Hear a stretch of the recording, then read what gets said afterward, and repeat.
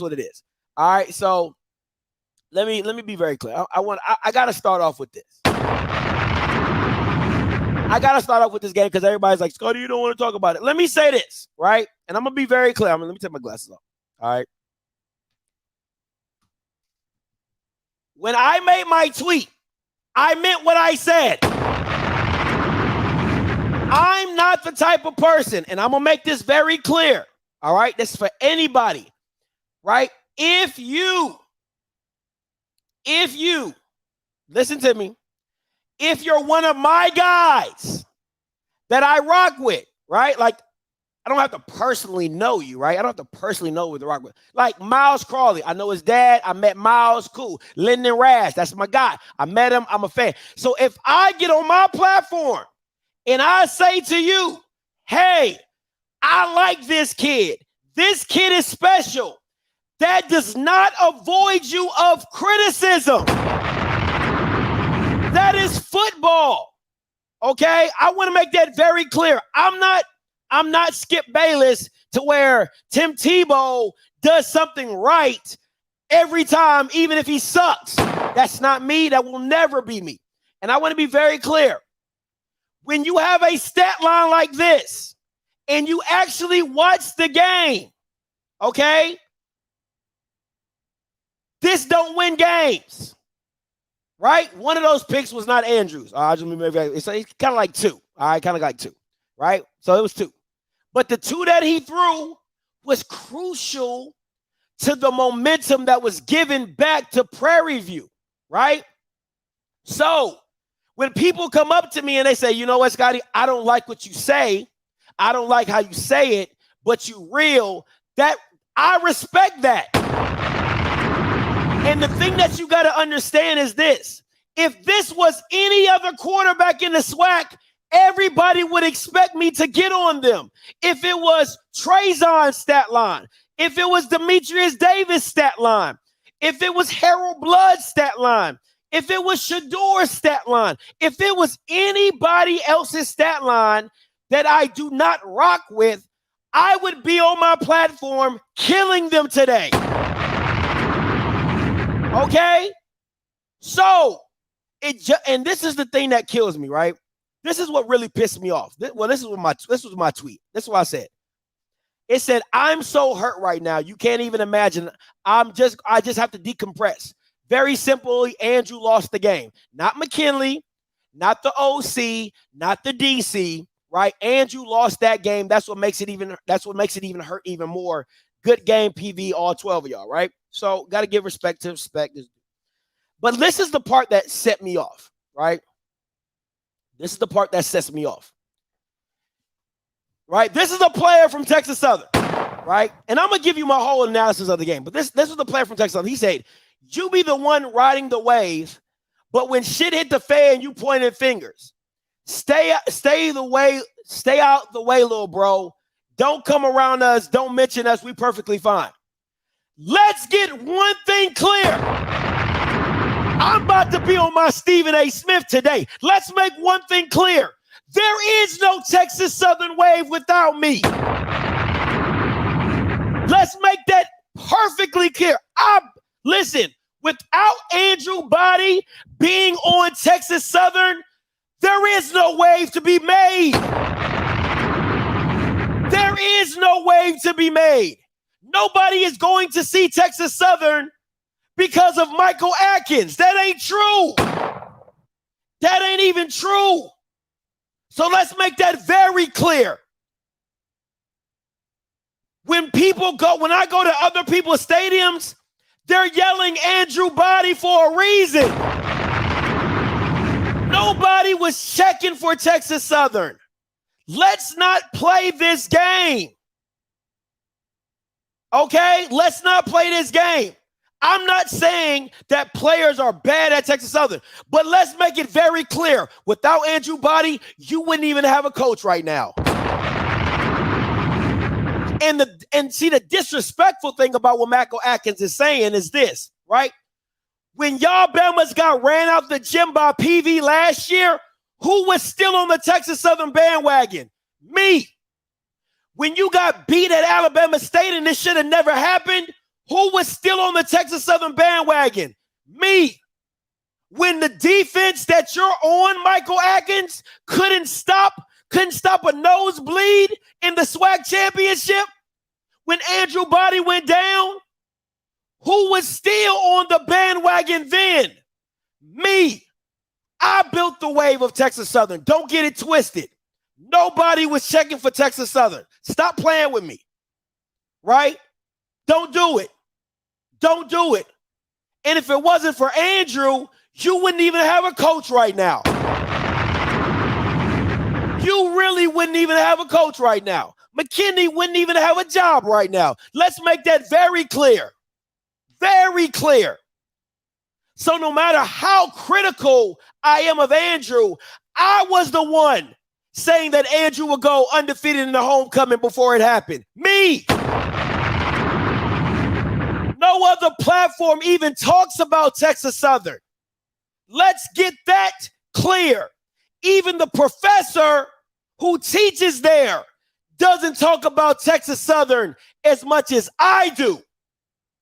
Let's make that very clear. I don't even know what we're talking about.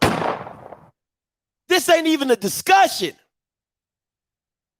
So at the end of the day, Andrew Body lost the game. Quarterbacks are graded on wins and losses, right? The two picks that Andrew Body threw were absolutely horrendous, and gave momentum in short fields to PV. That is unacceptable if you're supposed to be the guy. And that's why I said you can't blame the DC, because he called a masterful game throughout the game. But when you keep putting your defense on short fields, what do you expect them to do? What do you expect them to do? The worst the defense played was at the worst time in the game, which was the 3-minute drill that PV and Trezon orchestrated to tie the game up to go into overtime. And then, let's be very clear. The overtime in the closing games, Andrew couldn't even see the field. He was keeping the ball at unnecessary times when he should have been giving it to the running back. Ladarius Owens had a boneheaded play on the out-of-bounds line, but outside of that, played masterfully. Ja'Cory Howard played masterfully. Quay Davis, masterfully. A.J. Bennett, masterfully. So it's not, I can't get up here and say Andrew Body didn't have weapons like I did last year. Andrew Body had all the weapons he needed to win that game. Point blank, period. A.J. Bennett and Quay Davis were playing out of their mind. And if we want to keep it a whole buck, the throws that he was throwing to Quay and A.J. Bennett were absolutely ducks.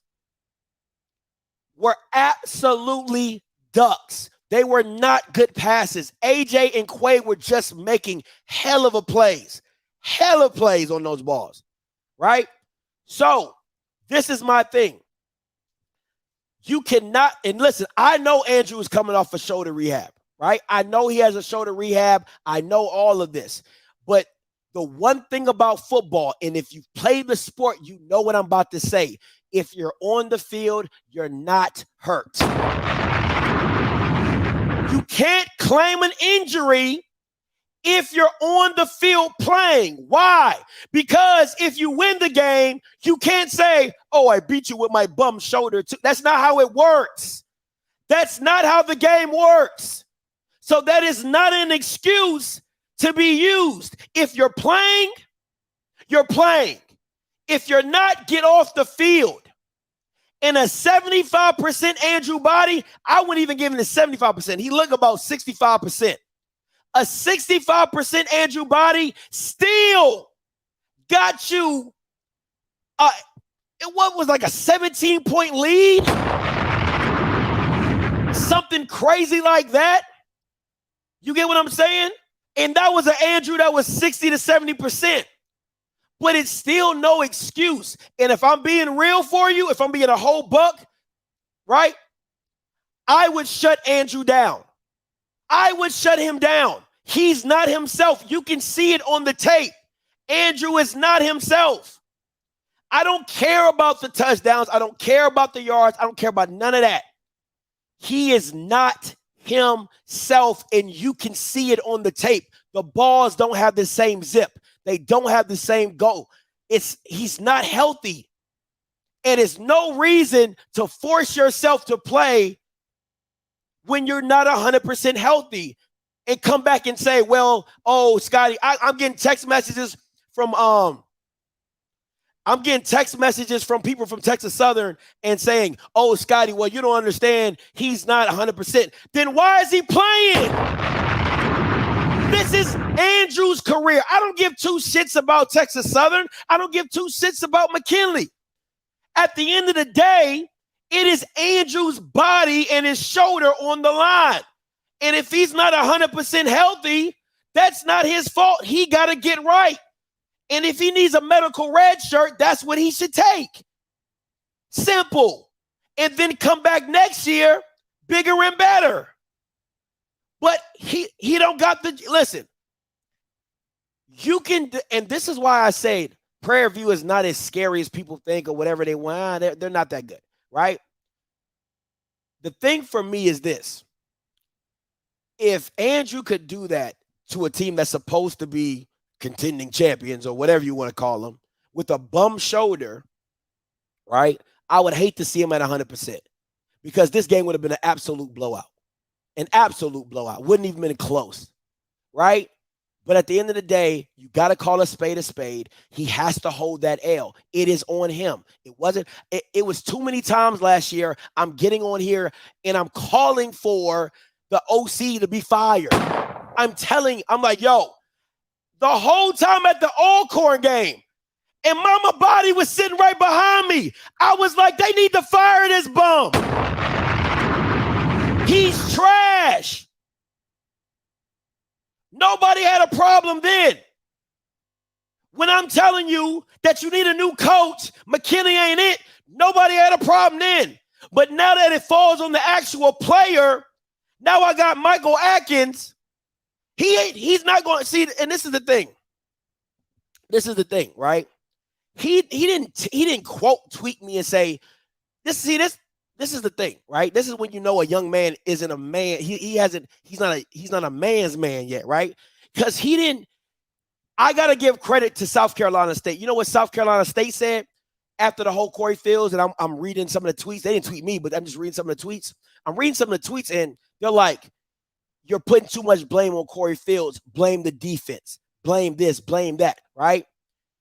Michael Atkins took no accountability. He didn't say, yo, stop talking about little bro. Blame the defense. We didn't do our end of the deal. If you want somebody to blame us. He didn't take that. See, he didn't take that route. He didn't take that route. You're just going to say, oh, you're just, oh my God, you're just picking on Andrew. Oh, don't come around us. Don't come around, bro. Don't come around. What? Don't come around. Don't come around Texas Southern. Oh, he didn't say, hey, the defense didn't do our part by stopping Trayvon Connolly. The defense didn't do our part by stopping them in overtime, just like they stopped our offense. He didn't say none of that. He just said, oh, don't come at my little bro. Don't come at, you're finger pointing. Well, somebody got to take the blame for this loss. Well, so nobody's accountable. Nobody's accountable. So no, I'm pointing fingers. So who's to blame then? Somebody's to blame. Somebody's to blame for not getting a yard in overtime. Nobody's to blame for not getting a yard in overtime. Nobody's to blame. But you gonna blame the kicker too? I mean, we can blame a lot of people. We can blame the kicker. We can blame, who you want to blame? I'm confused. So it kills me. It kills me. So let me, once again, I'm going to make an announcement to my guys, right? because I'm going to apologize, because if I rock with you, it's going to bring a level of scrutiny. When I pick a player that I like, it's going to come with a level of scrutiny outside of myself. I just need you all to understand. I need you to understand. As hard as I will go for you, right? The Miles Crawleys, the Andrew Bodies, the Kobe Dillons, right? The really transformative Caleb Johnsons, right? The guys that I'm like, yo, these guys are guys, right? The Antonio Meeks. Understand, just as hard as I go for you, I have to critique you when you're in the wrong. I have to.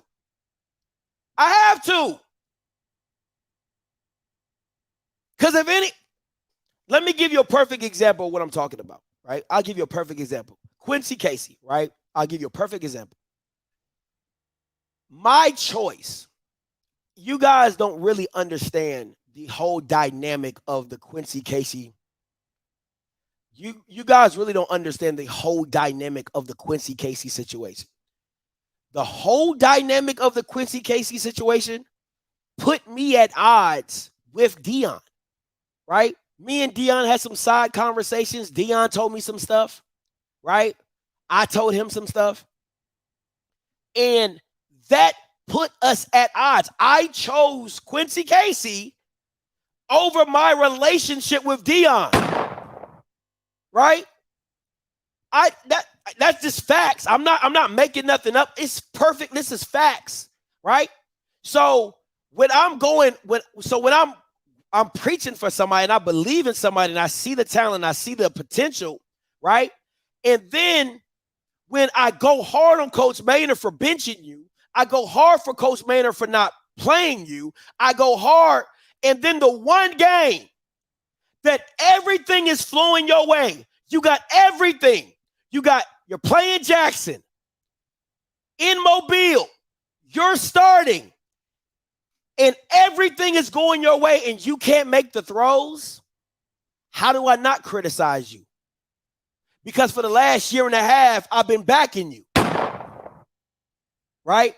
For the last year and a half, I have been backing you.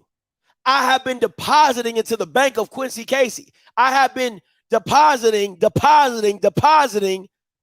So when it's time to make my withdrawal and there's no sufficient funds, best believe I'm going to be absolutely heated.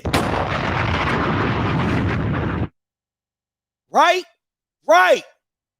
So it's the same thing with these guys. I'm going to deposit.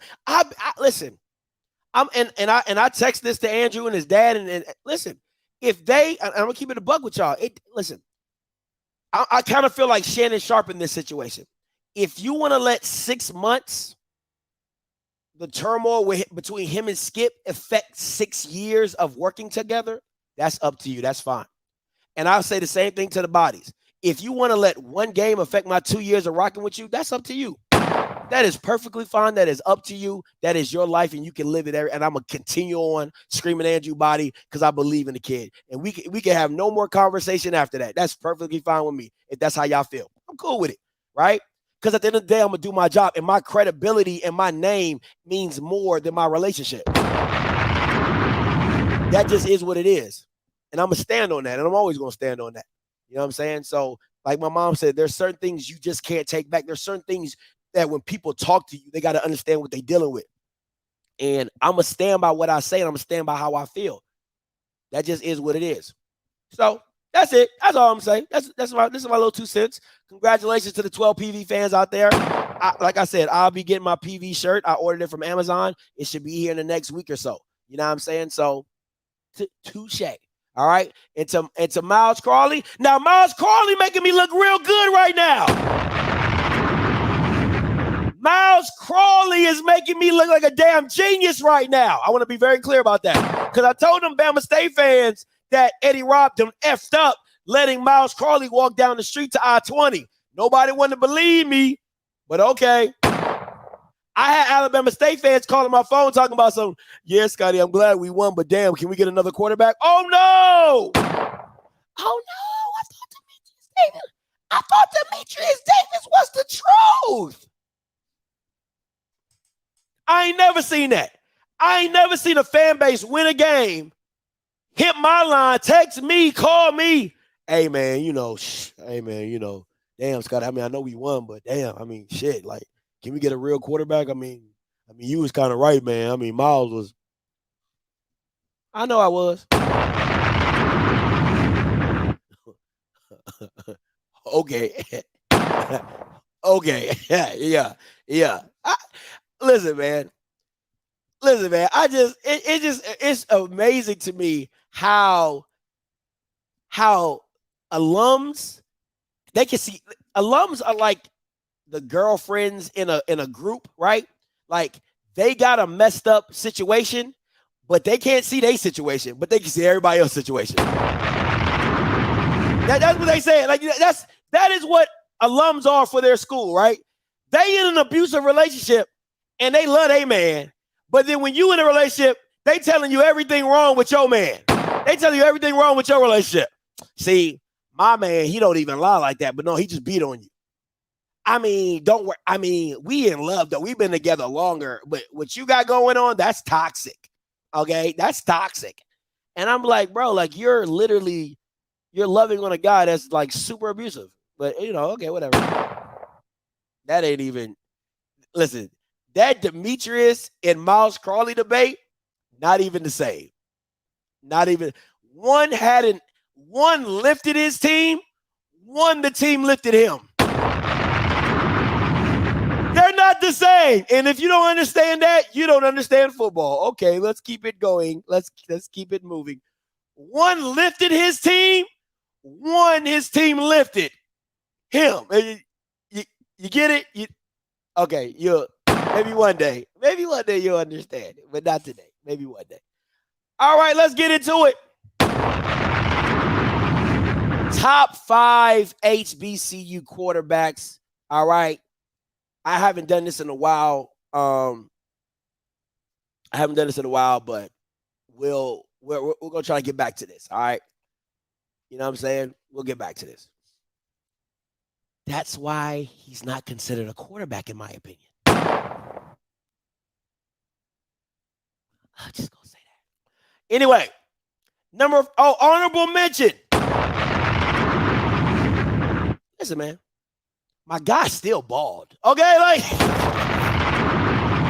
my guy still was throwing it out there. Like, ducks and all. You know what I'm saying? My guy still threw for 286. He had a total of 300-something yards if you add in what he ran. So, you take the picks away, this is a massacre. Like, this is a straight demolishment. But once again, hey, listen, a win's a win is a win is a win. All right, a win is a win. A win is a win is a win is a win. Okay, my guy's still balled. Let's not overlook that. Okay, let's not overlook that. I just want to be very clear. You guys are like, don't misconstrue this thing. Okay, I'm still driving the body bandwagon. You listen. You know what I'm saying? It might be in the shop until Saturday. Okay, but I still got the insurance. It's still licensed. I got registration. I got insurance. Okay, so we good. The bus is still good. Okay, just gotta get oil changed. That's all, man. Oh, we right back. All right. Here we go. Coming in at number 5. If you understood how hard this was to put a PV person on this list, it was difficult. But Trezon made it easy, man. Trezon made it easy. Listen, when you can drive, you got to give credit where credit is due. The young man drove his team down and on multiple occasions to tie the game up. They never folded. They never faltered. None of that. You know what I'm saying? He did what he was supposed to do, right? And made it happen. 2 touchdowns, only had 1 interception, ran when he needed to run, threw it the way he needed to throw it. Got to give my man credit. Coming in at number 5 this week, Trezon Conley, the 5th quarterback in HBCU sports. All right, next up, Jeremy Musa. Now, 5 and 4 could have been flipped, but the only reason I put Jeremy right at number 4 is what he left on the field. Oh my God! Like, if you just add, listen to me. If you just add the throw that if you just add the throw that Marcus Riley dropped, the post that Marcus Riley, he's at 200 right there, right?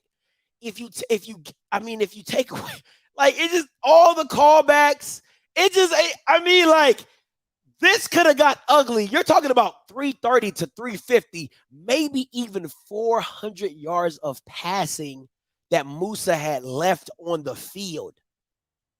I'm talking about, and the thing that bothers me is I would have loved for Musa to had really just like stuck it and like turned it.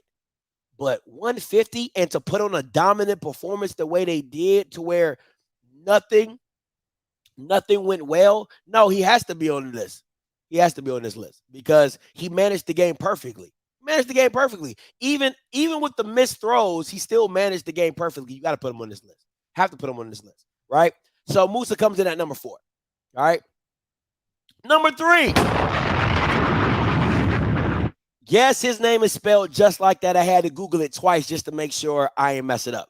Christopher, like literally spelled the way it sounds. Christopher Zealous. You know his parents are black. His mama had to name, black mamas be doing the most. Like my name, Abraham. Like, what?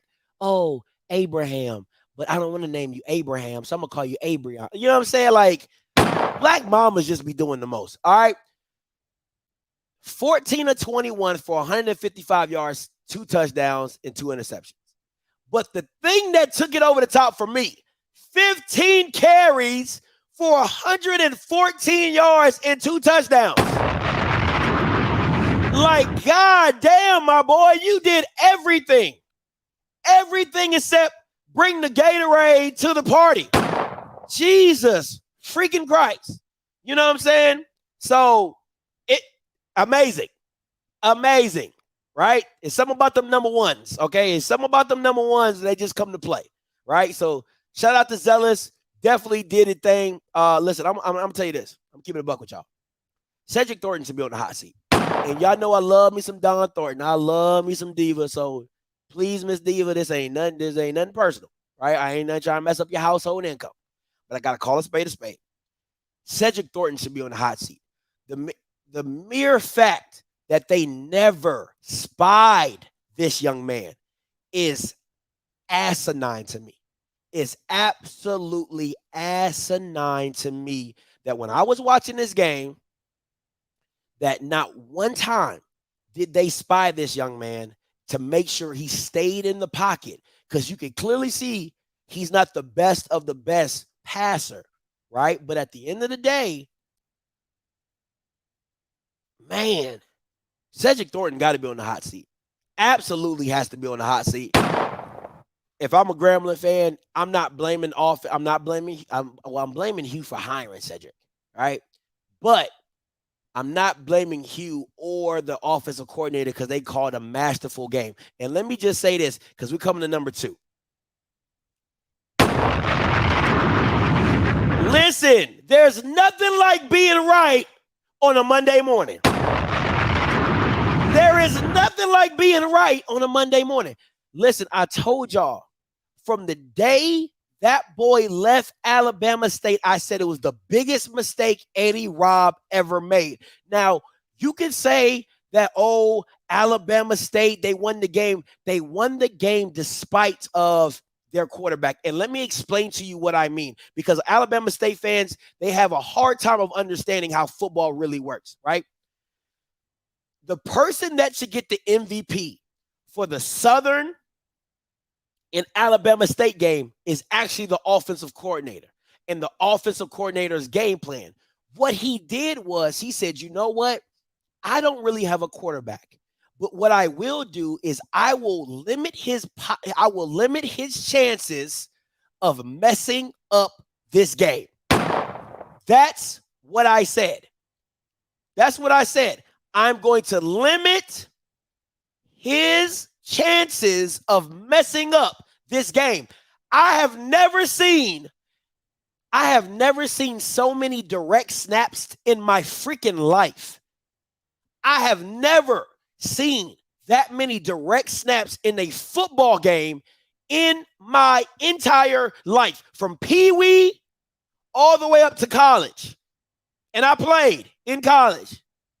So I'm very confused about but once again, Harry, whatever his name is, Harry Edwards Jr. or whatever, he called a masterful game. I'm not going to allow Demetrius Davis to play out of himself. I'm going to keep him, Henry Williams, thank you. I'm going to keep him contained. I'm going to ask him to do the bare minimum to win this game, and we're going to run the ball. We're going to throw easy passes, and we're going to get out of here and have our defense play. He didn't put their defense behind the 8 ball. He didn't do any of that. He didn't ask Demetrius Davis to throw it around the yard. And I think you're going to see that going forward. You're not going to see Demetrius Davis probably throw the ball over 20 times. Probably won't happen. And if it is happening, it's simply because they're behind and they need to throw the ball. Back to Miles Crawley. Like I said, when Ubamas was on here trying to, you know the guy who got the glasses with the weird haircut, the weird Gumby hairstyle on here. His show is named after a playing card. You know what I'm saying? Jokers is wild, wilds or deuces. I don't give a damn. He got on there talking about Demetrius Davis this, Demetrius Davis that.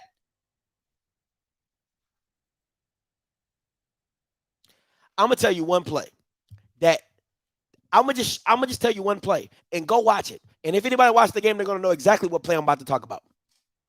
There's a play in the Hampton and Grambling game that Miles Crawley literally put his foot on Bama's neck to say, I'm the damn best quarterback.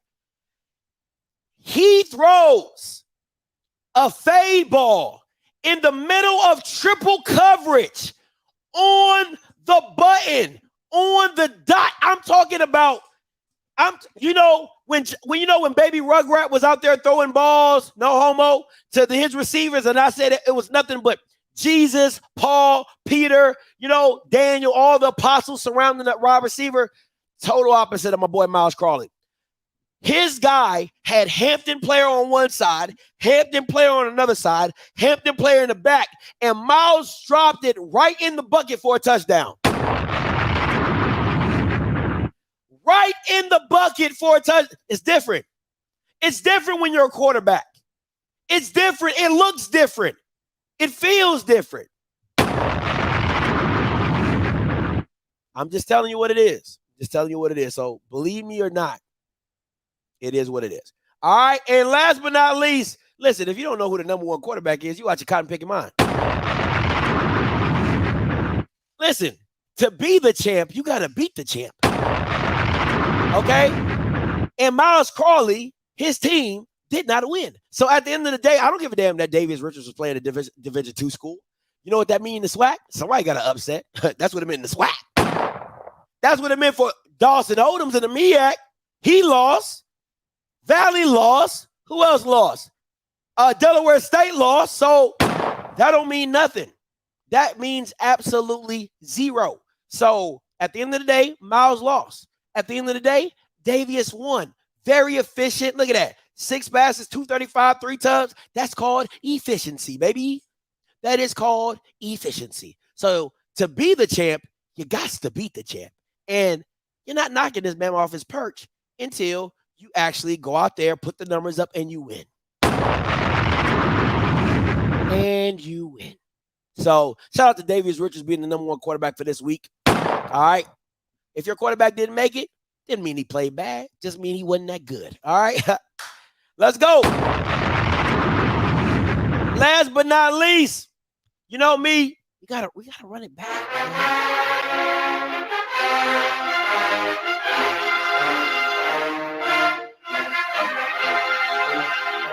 Hey!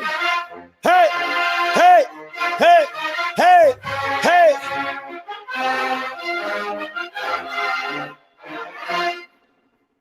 Ooh, ooh. Hey! Hey! Ho! Ho! Run it back!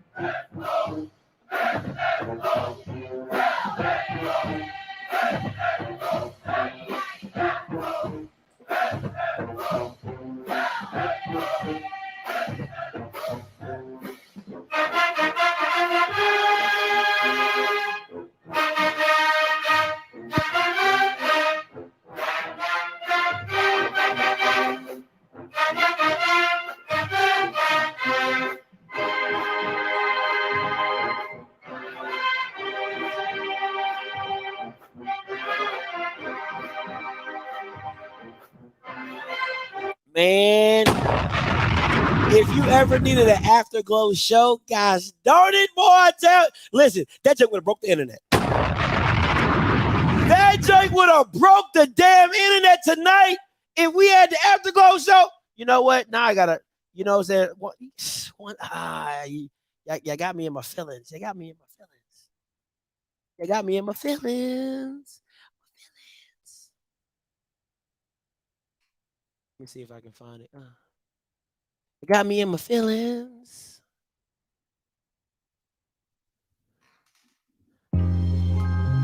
Hey, yo, Scotty, I'm back. Y'all got me in my feelings. Season 2, we here. Next level. Bigger and better.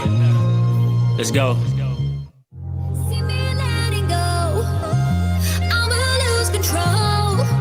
I'm not afraid to fall. Watch me drink it in and feel it all. 8 p.m. Monday night. So you know, it's time to tune in to the Afterglow show. Yeah. Shout out to Kobe and the FAMU rattlers, the football historian, the audience is pouring in at this time like Jackson State playing Graham. Okay. Both hosts like quarterbacks, but ain't scrambling. The Alcorn state of mind that I'm in got me blending in, but standing out like Tiger Skin. Shout out to TSU and all the recruits, turning down big schools for HBCUs. They changed up the scheme, so we changing the scenes. Money for our likeness is nice, but this means we gotta give it all that we got in this game.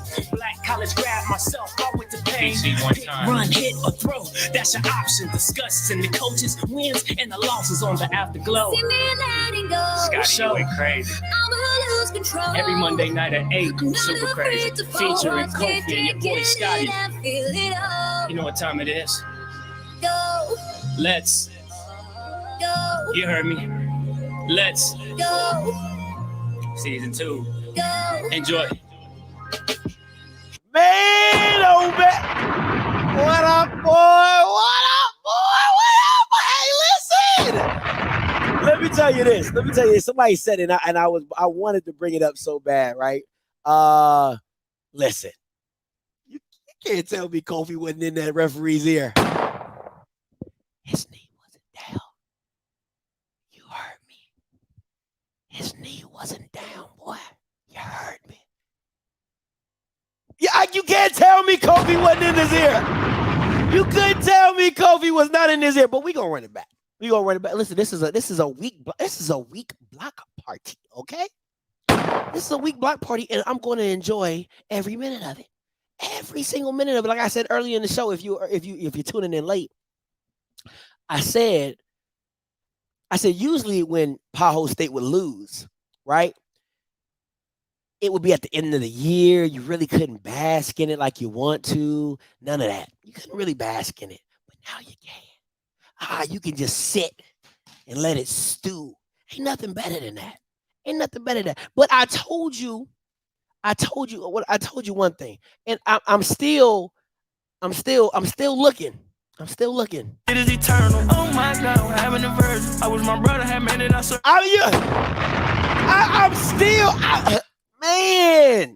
I'm still trying to figure out. It is eternal. Oh my God, what happened to Virgil? I am trying to figure out what happened to him. They didn't want to talk about him in the press conference. They didn't want to bring the young man out. You know what I'm saying? TC Taylor talk about Jason was having issues. The Bama was seeing ghosts. That's just what it is. 8, you've been playing college football for 8 years. Listen, guys, I want y'all to understand. Just imagine if you was at your job and you had a secretary, and your secretary had been there for 8 years. And then when you ask her to send a letter, she forget your signature block.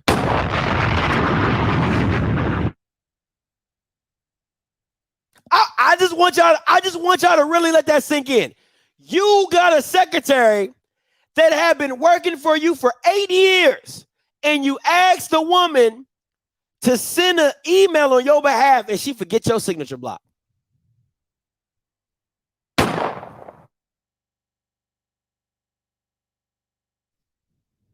It is eternal. Oh my God, what happened to Virgil?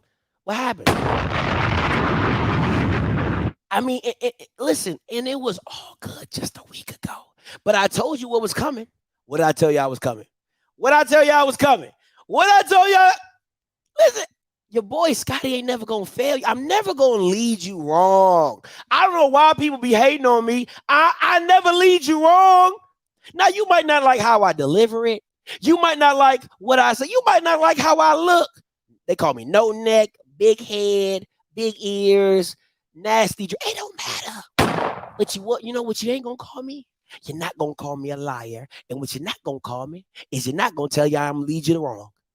I told you the excuses was coming. Now listen to this. We're still the champ. I mean, you got knocked down tonight. So now the thing is, how you gonna get back up for you know what I'm saying, and go forward. It's a long season. A lot's gonna happen this season, and we got a lot to play for. And let me say this, man. And we never talk about this. We've been very, very extremely hesitant on saying this. So we gotta get healthy, man.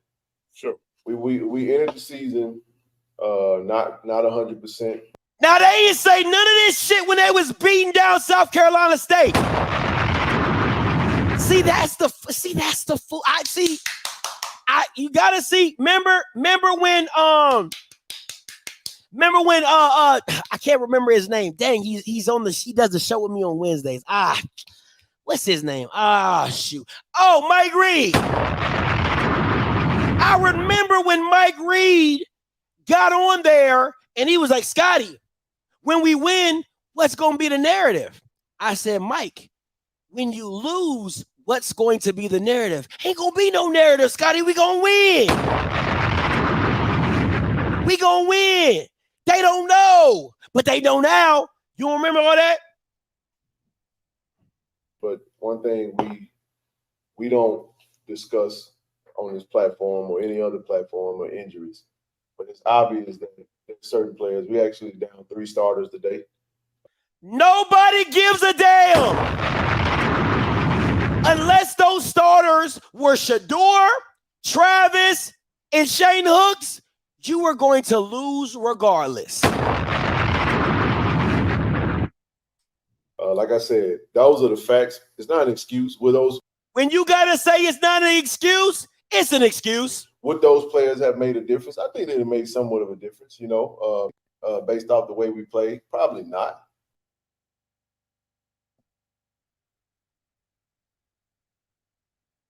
So now it was injuries. You see what happens at these group therapy sessions? You see what happens at these group therapy sessions? Because I told you I was going to be tuned in. Oh, you know I was going to be tuned in. Because I got to hear the excuses. See, the thing about it is where was all that? Where was all that last week with South Carolina State? Where was all that? They don't know. We got too much talent. Do you know what? Zoe called me personally. Check this out. Zoe called me personally and told me, oh, Scotty, this is the deepest we ever been. Zoe called me about a month before the season started, right? And was like, Scotty, oh, this is the deepest we ever been. This is the deepest we ever been, Scotty.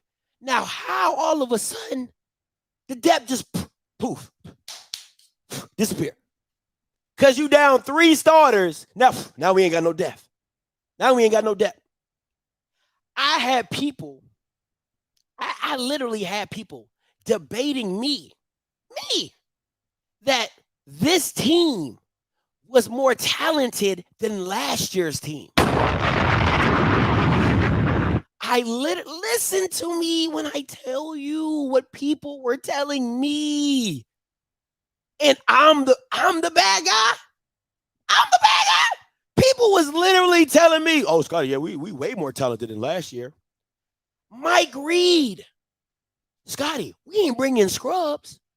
Scotty, we ain't do this. Oh, Scotty, we ain't do that. I'm like, what? Hold on. I'm confused. I'm like, maybe I'm not understanding. But see, this is the funny thing about it. I told you, that number 1 FCS class that they were pushing up and throwing around and, oh, we number 1 FCS class. I said, that shit don't mean nothing. It don't mean nothing. You know why it doesn't mean anything? Because you don't have prime. And let me help you out with the math, because a lot of you guys aren't really good at math. Let me Let me show you. Let me do the math for you. I did that for you. I did that for you. I did that for you because a lot of people have a hard time counting it up. So I'll help you. You know what I'm saying? In the prime era in the SWAC, undefeated. TC Taylor plays his first game. Listen, man, it's like getting fired on a job and you ain't even done your 90 days yet. Like this Bama ain't been in, he hadn't coached for a whole 2 weeks yet. And he already lost in the SWAC. You're talking about a coach that went undefeated in the SWAC for 2 years running, right?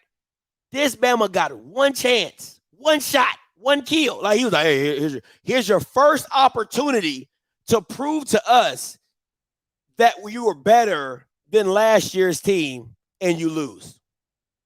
And you lose? And you lose.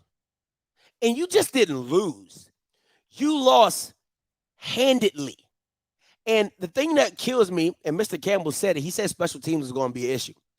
And now I got people telling me, well, if it wasn't for special teams, we would have won. I'm like, did they just add that to the game? I'm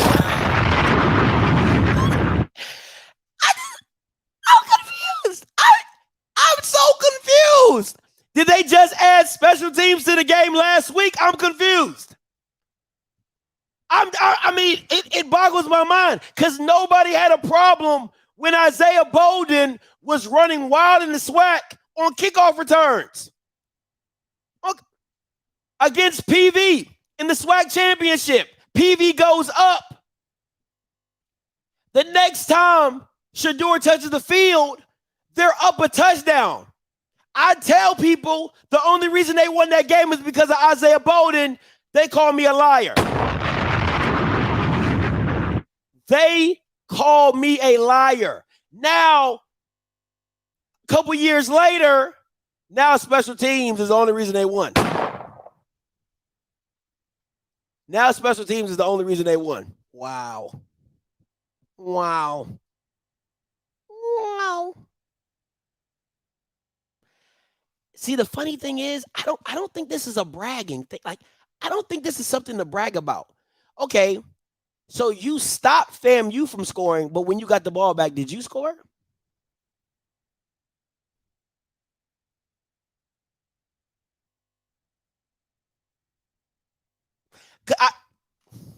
Sometimes it's hard sometimes because what I would think is this. What I would think, and maybe my mind doesn't work the same, that if you shut the other team out, that means that gave you more opportunities to score. So that means in retrospect, you should have won. I'm just asking for somebody in the back. Oh, we shut them out. But in process, we only scored 10 points.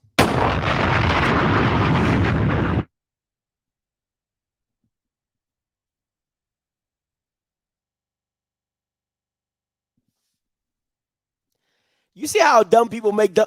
You see how dumb people make dumb statements? You see how dumb people, like sometimes you just can't even be around dumb people. You like, man, you dumb. You're really dumb. Because it makes you look even worse. Okay, good example. PV shut out. Let me show you how football works. Let me show you how football works because, Pothole State fans don't understand how this works. PV shuts Texas Southern out in the fourth quarter. In the process of them shutting them out, they score 10 points to tie the game and send it into overtime. That's how football works, okay? So when you stop somebody, in retrospect, you're supposed to score to help you in the game. But when you shut somebody out and you still lose, shows you how bad you truly are. Am I missing something? Maybe I'm missing something. Please, I'm going to open the call lines up 518-263-8124, 518-263-8124. If I'm missing something, please help me. Because I might be missing You are the only participant in the conference. All participants are muted. I might not understand how football works. Because, clearly that's what PV did. They shut Texas Southern out in the fourth quarter. They scored 10 points. They tied the game. They moved to overtime, and they win. You shut them out in the whole second half, and all you can show for it is, 7 points? Or was it 10 points? Either way, you still lost.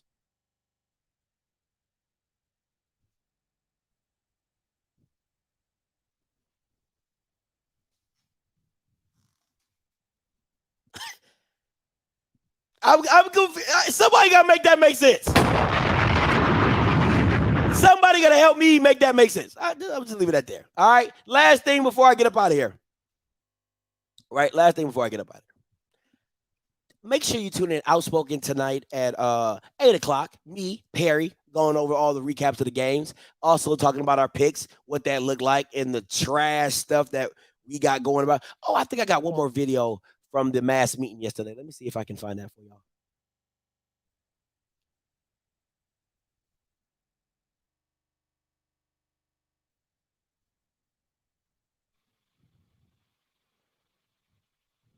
Down the field.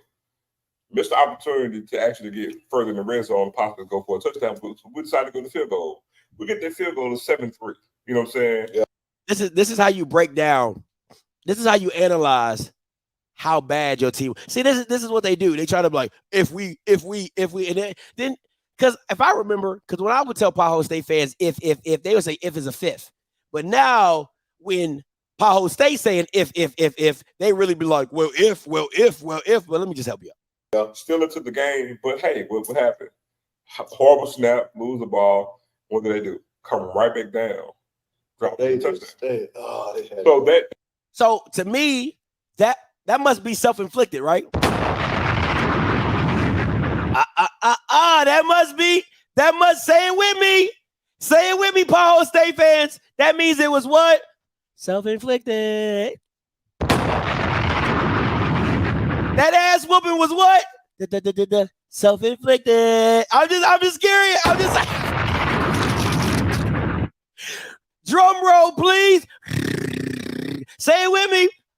Self-inflicted. I mean, come on. It's too easy out here. Let's continue. They had about the best field position you could dream of all game, bro. And the stats play to that, because even still, that's why I said we talk about domination. I'm like, we really didn't have the ball. Then on top of that, when you talk about so look, if you look at most of the stats in the first half, his completion percentage wasn't good. He had thrown for many yards. He had 2 touchdowns, but they were short possession, short field touchdowns. Yeah. Now in the Paho State metaverse, if you throw short, see, when Jason Brown was throwing 2-yard routes that were going for 40 yards, that wasn't a problem. I don't know football. When Jason Brown was throwing passes behind the line of scrimmage that were going for 30 yards, I don't know football. But now Musa throwing short completions that go for touchdowns, that's a problem. It sounds like somebody's calling the pot kettle black or kettle pot black, black kettle pot black. I'm going to go here with it. I'm just saying it don't make no sense to me. So it's like, it was again, we did more damage to ourselves. Sounds like self-inflicted. Coach Green, then JB, then 4802 coming to you. How's your Labor Day? Hola, Coach Green. How's your Labor Day? Hola, ¿cómo estás? Sí, ¿a dónde vas? Puta. Hey, man, look. I hope they got Dennis Thurman on speed dial. If I was the defensive coordinator, I would be calling Dennis Thurman and be like, send me all your blitz practices, because I'm using them from now on. Because them 3-down linemen, when they went with the 3-down linemen, oh man, they just opened up so many holes for the run game. Oh, I was like, what is he thinking? And he going right back to it. Coach Green, let me give you a little secret, right? So Bishop Bonnet called me on Thursday. Bishop Bonnet, the former FAMU running back. He's like, Scotty, he's like, did you notice this? And I said, notice what? He said every third down, he was talking about South Carolina State at the time, right? We're talking about South Carolina State. He was like, every time South Carolina State was in third in anything, Jackson State went to 3-down linemen. I said, really? He said, go back and watch it. So I went back and watched. We watching it together. Like, he called me on the phone and we watching, go through the timestamps. He said, really gonna kill that. He said that's a bad scheme. On every third down, it didn't matter if it was 3rd and 1, if it was 3rd and 5, if it was 3rd and 8. He said and he was absolutely right. They went to that 3-down lineman. After half, you saw, because if Jay Walker was talking about it really bad in the first half, he was like, that don't make sense. Yeah, he was like, that doesn't make sense. Why would you do that? Da da da da. If you notice, Tahoe State never went back to it in the second half. They only went 4-down linemen going forward. But I'm telling you, Bishop Bonnet called me and told me, I swear to God, he literally told me everything that FAMU was going to do, because he's been around Willie for so long. He knows how he thinks. And literally, Coach Green, it was exactly what Bishop Bonnet told me. But go ahead. I wish I'd have been paying attention to that when I watched something. It was so bad. I really didn't pay attention to what was going on. Yeah, go back and watch that film. Yeah, and you'll see it. Wow. But something else you called, and everybody in the world saw it in that South Carolina game. You said that the left tackle was getting beat all game. And what happened in the FAMU game? He was getting beat. Got beat like a drum. Beat like a drum. And that's when Jason Brown started seeing ghosts after that. Because they was getting to him like easy. Sure enough. Yeah, you know. And then, you know, and then another thing about the South Carolina game that translated, South Carolina State was actually able to run on them. And what FAMU did, they stuck to the run. Absolutely. And they just whooped them. Absolutely. Whooped them. Now, let me get to the Jason Brown now as far as quarterback. Because I ain't going to never forget when somebody said that is the best. I think it was Zoe. That was Jason Brown is the best quarterback for this offense. When he said that, I was flabbergasted. I was like, hold up. Shedeur is the best quarterback for every offense that you run. Because one thing Jason Brown did not do that Shedeur always done. And even if he get out of hand, his dad would jump on him about it. He'd take what the defense give him. He was missing wide open receivers, bro, because he's trying to look for the big play. And we know Shedeur gonna dink and dunk you all game long, and then gonna hit you once you start trying to take away his dink and dunk away. Yeah, then he'll hit you over the top. Yeah. He wasn't taking what the defense was giving him. You watched the same game I was watching. You saw the open receivers. I surely was. And it didn't help that Jay would bring it back up on the replay and circle it and be like, God damn, you know, Jay, listen, if you playing bad as a quarterback, Jay will expose you very quickly, boy. I'm telling you. He will expose you real quick. That's one thing about Jay. You better not be a bad quarterback while he commentates. He go talk bad about you. But yeah, man, they I told them people, hey, don't get your hopes up. Listen, but listen. So the thing Mike Reed. Go ahead, Coach. No, go ahead. No, I'm about to say Mike Reed. I can't wait to see Mike Reed. He might not say he go on the Valley this time. He's gonna say he can't put Valley or Tahoe. He can't put Valley or Tahoe State on. Shoot, he need to be on that joint with a white beater. He need to be on that joint with a white beater that's ripped up, because that's how bad he got beat. Both teams, up and down the field. Black eye, ripped white tee, scuffed shoes, beat down. Now let me get to your QB record. You know, talk about something that's real. You know, because we ain't gonna talk about the emotional folks right now. Now to Trayvon Conley. I know it was hard for you to put him in the top 5.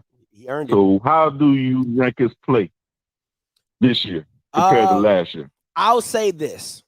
I think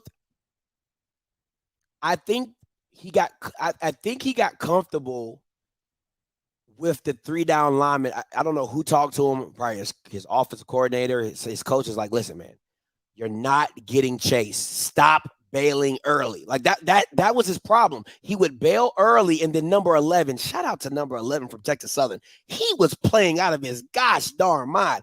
He would beeline it for Trezon, and he would tackle him every single time. Well, he was a spy, right? So essentially, as long as Trezon stayed in the pocket, he was good. They were blocking it up. Number 5 was really good for Texas Southern as well. The nose tackle, really, really good. But he got tired on that last drive. So he stayed in the pocket. He hit who he was supposed to hit. He made the throws he was supposed to make. So you got to give Trezon Connolly credit. And then by that time, PV's confidence was just rolling through the roof, and it is what it is. You know what I'm saying? I think he's throwing much better too. Because when he stood in the pocket, man, he made some throws that he couldn't even make last year. And then Brandon Savage, that's a nice receiver they picked up right there. And Spiller was healthy this year, so it showed they got Spiller back. Yeah. Now, as far as Texas Southern, man, hey, I ain't gonna lie, dog. They D-line different. Listen, it's good, but I'm not a fan of the 3-3-5 because when you need it, and we were just talking about the 3-down lineman. When you needed pressure, and that 3-down lineman, if your DNs aren't like that, you got extra linemen to just keep chipping at them. You know what I'm saying? Like it's not a good look. They should have went 4-down linemen and still had a spy, but you just needed you want the one-on-one blocking for somebody to win. You know what I'm saying? Like, don't get me wrong. Listen, people can say Scotty, the 3-3-5 played well. It did. It played well up until when you needed it to make a play. It didn't make a play. And that's my thing with people who run the 3-3-5. They won't adjust and go to 4-down linemen. I have to give credit, even though Ohio State got their ass whooped, is that they blend that 3 with the 4-down lineman. And Texas Southern needs to do the same. They need to blend that. They need to have a 4-down lineman when you need to get pressure without sending a blitz. You know what I'm saying? And you can still keep your spy or whatever. So I didn't like that at the end. That's the only thing I did not like. I think he should have went to 4-down lineman to put and then have QB contained and then have those 2 big guys pushing up the A gap. Now we talking about something. You know what I'm saying? So you know what? I'm not a fan. I'm gonna add this. I think this was one of the issues that happened in this game. Because one of the things you used to say last year, you don't believe in his throwing. You didn't believe in Conley throwing. I think they didn't believe in his throwing. They were like, oh, he going to have to beat us with the pass because they took away the run. Yeah. They took away the run. And he actually carved them up. I don't think they saw that coming because he carved them up. It was literally the last drive that he legit carved them up because I think they started like at the 25 or 30. You know what I'm saying? Like the last drive, he legit carved them up. The rest of the game, it was okay. It wasn't nothing special. But that last drive, he did big boy plays. You know what I'm saying? You got to give him credit for that. And that's last thing, they didn't expect him to do. They didn't expect him to turn into Tom Brady all of a sudden. Yeah, and he did. But they had the momentum, and momentum. When you got momentum in football, it's huge. Absolutely. People don't see it. You might not see it. You might not know how it comes and flows, but when you got it, you got it. And they had it.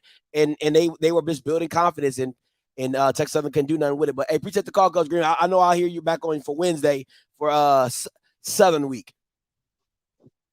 Yeah, I'll be. All right, JB, coming to you. Yes, Mr. OFFSCRIPT, how are you doing, sir? I'm getting ready to go on vacation this week. I just want to ask a few questions to ask for the rest of the panel members the rest of the week, sir. How was your Labor Day so far? It's good. We're about to get up out of here and go to a cookout. All right, sir. Okay, I'll be briefing the questions then. Okay, first of all, the first question I have, this one, so you could ask Mr. Reed. I was told that he tried to use a coach's debit card to pay for his 1-800 Find Alabama phone bill to see where he is. Is that accurate, sir? I can neither confirm nor deny. I haven't spoken to Mike in like a whole 24 hours. He hasn't texted me. He hasn't called me. He hasn't done nothing. That boy has literally fell off the face of the planet. So I ain't seen nothing on Instagram or nothing. So we'll see. Okay, so the second question is, the designer for the uniforms, was that designed by Mr. Gordon Gartrell, who did Theo's shirt for the Cosby Show? Listen, I don't know who. The fact that Zoe And Ken thought hiding that, we gotta keep it close to our chest. That shit was atrocious. We can't tell anybody about our jerseys. That shit was ass. Absolutely ass. Y'all were better off just wearing something that Prime gave y'all back in the day with the chrome helmet with the J on it. I ain't like the claw. I'm gonna tell you that I ain't like the claw. But the fact that y'all think, we're gonna keep this close to our vest, we're inside sources. We can't really give away. That shit was ass. Y'all had like burnt orange letters on the back of your jersey. When did orange become a part of Pothole State? Anyway, continue. I'm sorry. Okay. And then the final question, and so this is a Carlton Gumble exclusive. I've been informed that their home opener, they're going to have PSU branded materials and a pair of knee pads. So Auburn could beg Deion to come back and coach them mid-season. Could you please confirm this, sir? Listen, they need to listen. Colorado couldn't find that money, and they raised the money to get Deion up in there. Listen, Pothole State couldn't ask for nothing to get Deion to come back. Nothing. Not the way that them white people love Deion. Hell no. Appreciate the call, Mr. Gumble. 4802. Did I see you, Mr. Campbell? Hey, calling you live. What's going on, Scotty? What's up, sir? Hey, so I want to talk about all the games and try to be real fast, but I know you enjoyed your weekend, since they end up losing. Absolutely. But I think it was good to be back. I was glad to have all my screens going. I just watched college football. I really enjoyed my weekend too. But I want to get into Texas Southern first. So they definitely choked that game, and I think Body choked the game too. He made some mistakes I don't want to see a junior quarterback make. Thank you. But I agree. On the positive side, 3 years he shouldn't have been making some of the mistakes he made. But on the positive side, they've been hearing me preach all last season that he got to hit them deep balls, and I was thoroughly impressed with how he hit Quay Davis up at the top. I loved it. We got to see more of that all season. That's just the type of football I like to watch.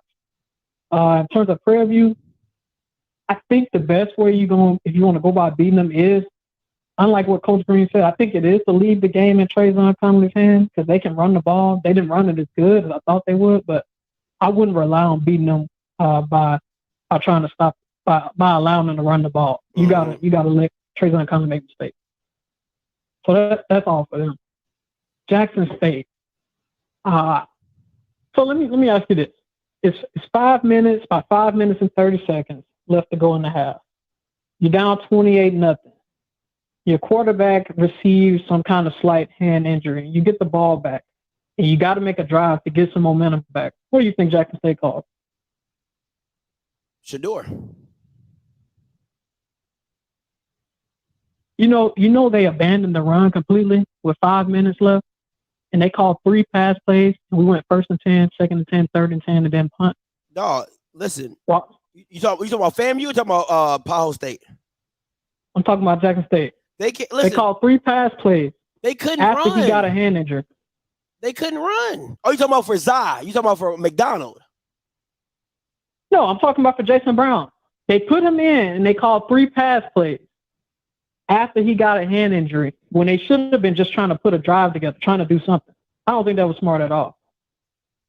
Okay.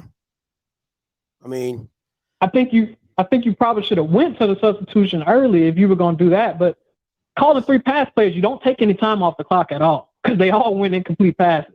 And then you give FAMU the ball right back. And if Musa was better than what he played, the score would have been 35-0. Dog, that score should have been 42-0 at half. Easily 42-0 at half. Yeah, I think the coaching staff got flustered, along with the players. And I think next week, you got a little bit of the same problem. Southern's got a good D-line. You're going to have to establish a run against them some kind of way. Now, I don't know if the defensive backs for Southern, because we didn't see them play because they were playing against Alabama State. Alabama State ain't throwing the ball. So we didn't see how good they were. But you're going to have to find a way to establish a run a little better next week against Southern. Listen, I'm gonna say this. Go ahead, I'm gonna say this. I told y'all last week, and I'm saying it again. I told y'all the only person special is Irv Mulligan. I said that. I said Irv Mulligan is special. He's different. The rest of those guys, I like Rico Pires. I've always been a fan of Rico. I think Rico's a great receiver. But the rest of those guys, they just guys, man. They just bodies. I don't think they use Gents the right way. I think Gents should be a slot out wide, right? He shouldn't be on the line tight end. That's not Gents. Gents should be a stand-up wide.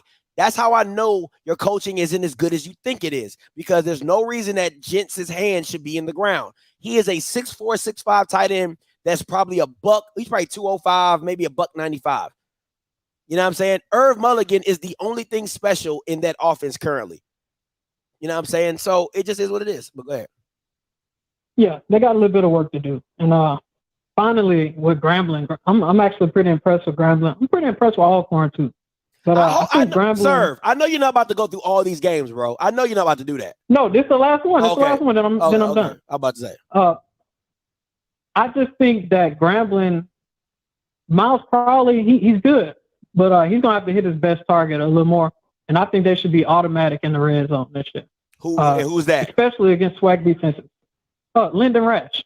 Okay. If they play him one-on-one, that should be a touchdown every time. We've seen it last year. You know, FAMU had to cheat. The referee gave him a win last year. Yeah. So that boy can't be covered one-on-one in the red zone.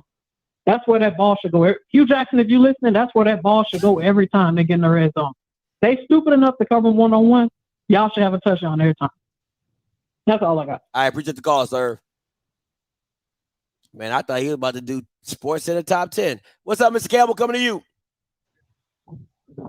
Got it. I'm not going to be on here long. Can you hear me? Yeah, I can hear you. Okay, listen, because I'm sitting at the beach, and the noise you hear are the waves that are constantly hitting the beach. So I'm here, Dick Pretty is smoking on that Tiger 1400 pack and everything. But I want people to stop. So I'm just saying, see, when she's on that 1400 Tiger pack, you know it's gonna be a good night. Now you know I don't smoke, you know what I'm saying? Because I'm a person on the closet. I don't do those medicinals. But for those that need those medicinals, I will be glad to partake and help lay hands. So it's a good Monday for me, Scotty. I'm sitting on the beach. I'm looking at the sky blue water, and I'm looking at all these JSU folks making me excuse of why he got their ass whooped last night. That's just a beautiful day for me. That's just a beautiful day. So I'm going to say this once again. They didn't know. We did. You got your ass whooped. Now y'all going to play something. Matter of fact, family folks, we done moved on because we told you what we was going to do. So we're not going to, JSU folks, we're not going to bother y'all no more. Matter of fact, we actually tell you know what? That's only. We want y'all to win all y'all games. Because we want y'all to feel just like we put up the last 2 years. So we're going to be rooting for every game. Every game. And when that SWAC championship is in Tallahassee and we win that and we actually go to Atlanta and actually win it, that's going to make it even better. So I want all y'all to have a happy Monday just like I'm happy. And me and Sid Pretty is going to get on this Tiger pack and enjoy the rest of the day. I'll have a good day.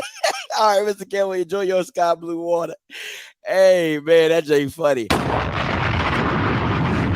And Tiger Pack smoking in that 1400 Tiger. Listen, man, if y'all don't follow me on Twitter, I am acting a plumb fool out here in these streets. Now, listen, I'm gonna just sit back and I'm gonna ask a couple questions. I'm gonna get up out of here because I gotta go take my kids to a cookout. Hey, Dave, me, AT, and Roy. Hey, Roy, hit me up after the live. No, stay on the call. I'm gonna answer your call, but hit me up after the live on my cell. Dave. See if you can get me some media passes to the Aggie Eagle Classic. My mom is actually going to fly down this weekend to spend time with the kids, so we should have a free kid weekend. Me and Key going to try to make it up to the Aggie Eagle Classic. So if you can hook me up. I was trying to say that earlier, Dave, but you came and I didn't know if you were still here. But if you can make that happen for me. $12.99 coming to you. Y'all my last 2 callers. I ain't taking no more callers. Hey, caller, y'all, you live. How you doing, Scotty? Christopher Williams, Southern University, Junior. Big fan. Thanks, sir. From the FAMU football game and the Southern University football game, do you think Jackson State and Southern are going to have a competitive season? Well, not a competitive season, but a competitive game next weekend? I won't give you my prediction because I got to go back and watch more Southern tape from the Alabama State game.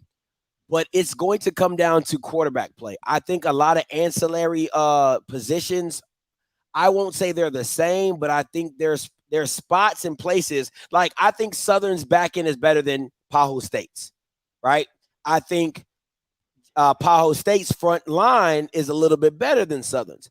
I think the offensive line I would give that to Southern. The running backs I would give to Jackson. The depth I would give to Southern. So there's a lot of things. Wide receivers,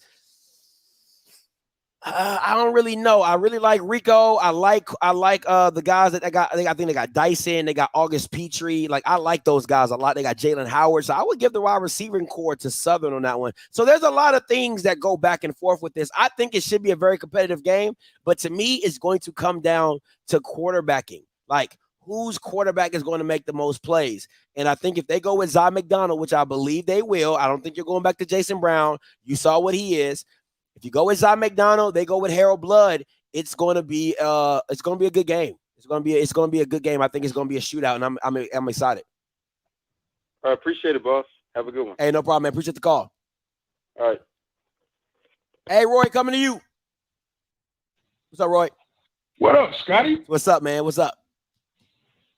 Hey, man, you gonna make it to the Aggie Eagle Classic, huh? Yeah, me and Key we're gonna try to push it on down. My mom just hit us up Monday, and not Monday. I'm sorry, she hit us up Friday or Saturday and told us that she was coming in town. So we're gonna try to make that happen because she's staying until Tuesday. So she'll be here Thursday. She'll stay until Tuesday. So we're gonna try to make that trip on down. So yeah, we're gonna try to make it to the game.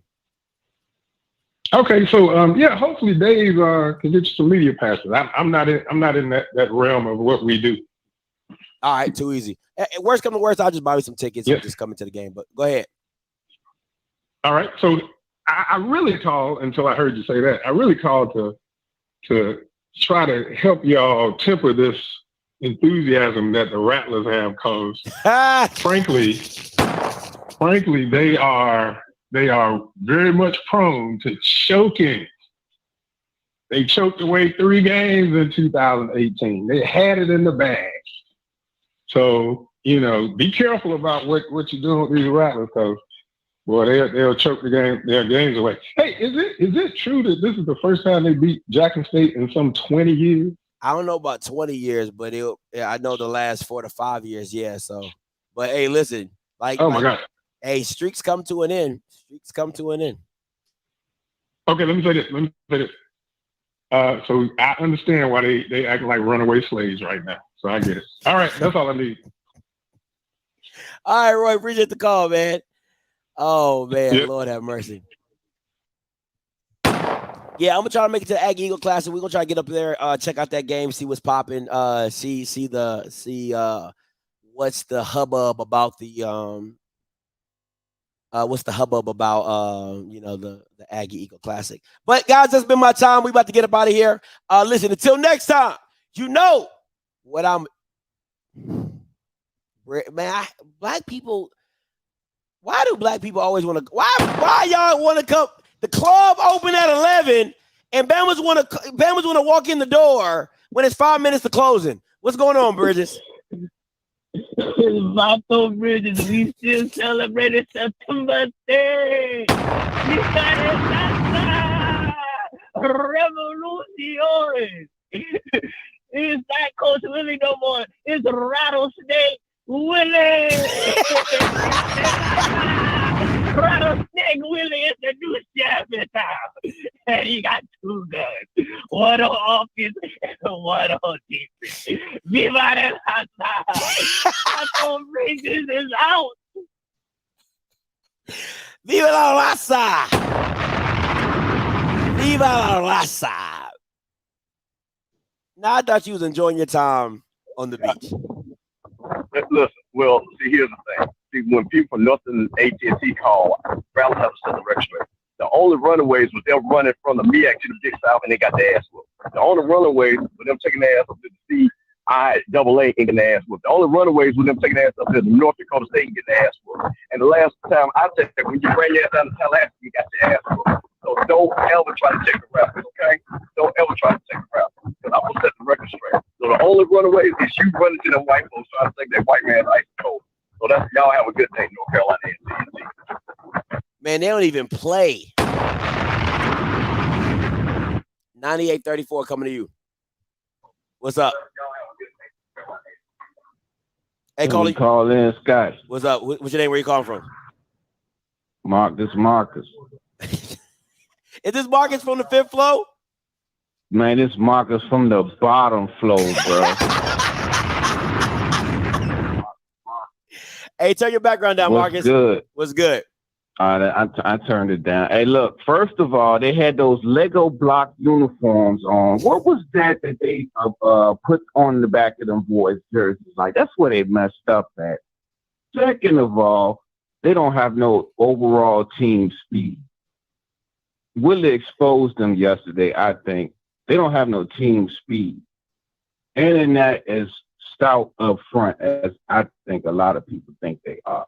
And they played a 3-down lineman the whole game. Of course, I'm going to run the ball for 200 yards if I got 3-down linemen the entire game. So, yeah, we're going to just punch you in the mouth for the rest of the game if you're going to give me 3-down linemen. What kind of defensive game plan was that yesterday? Mm-hmm. And what about the offensive game plan? What happened yesterday? I think it was the uniforms, man. It's just atrocious. The Lego blocks. What was going on? All right, listen, you gotta talk to them, man. You gotta talk to them. It was a good game. I'm good. FAMU won, but yeah, they're done. They play Southern and Texas State the next. Yeah, 1-3, and that's all I'm gonna say. Hey, appreciate it, Marcus. Appreciate you, bro. All right, bro. I'm gonna say this before let me close these call lines down because I'm not about to do this. Y'all Bama's be calling in at the last minute. Can't stand black people. Let me just tell you this. Them uniforms were listen, those uniforms were Army ACUs. If you don't know what Army ACUs are, it's with all the little cargo pockets and stuff like that. It looked like they had a whole bunch of zippers, like the old Beat It Michael Jackson Thriller jacket or something. You know what I'm saying? Like, I'm like, yo, what the hell is going on? Throw them shits away. Don't bring them back out. Don't do it. No more. See, this is what happens when you try to get too far away from prime. You know what I'm saying? It's like, oh, you know what Paho State remind me of? They remind me of a black woman talking about, I don't date black men no more. So what she do? She go get the whitest man possible, and then she talking about, he don't understand me. He don't like mac and cheese. He don't eat greens. Like, that's what they doing. You wanted to go so far away from prime that you end up with that mess. That mess, you were probably one of the cleanest uniforms and one of the innovative uniforms in the past 2 years. And then you want to run away from prime, and that's what you run to. You go run to the white man in the white uniform. That big blocky ass, ugly ass, pocket ass, old school starter ass jacket uniforms. Miss me with that, okay? So stop it. Go get them prime uniforms, dust them off, get the chrome helmets, and maybe you guys can embody, all right, some of the old talent that you had there. Because that shit, that needs to be thrown away, okay? And I really can't believe that Zoe and Ken got up on their platform and was like, oh, I really want to tell you guys about the uniforms, but got to keep it close to the chest. Close to the chest? That shit was atrocious. That shit was atrocious. Looked like muddy water, muddy coffee. All right? So, listen, until next time, you know what I'm going to do. I'm going to holler. God bless. Tonight, 8 o'clock, Outspoken. Enjoy your Labor Day. Peace.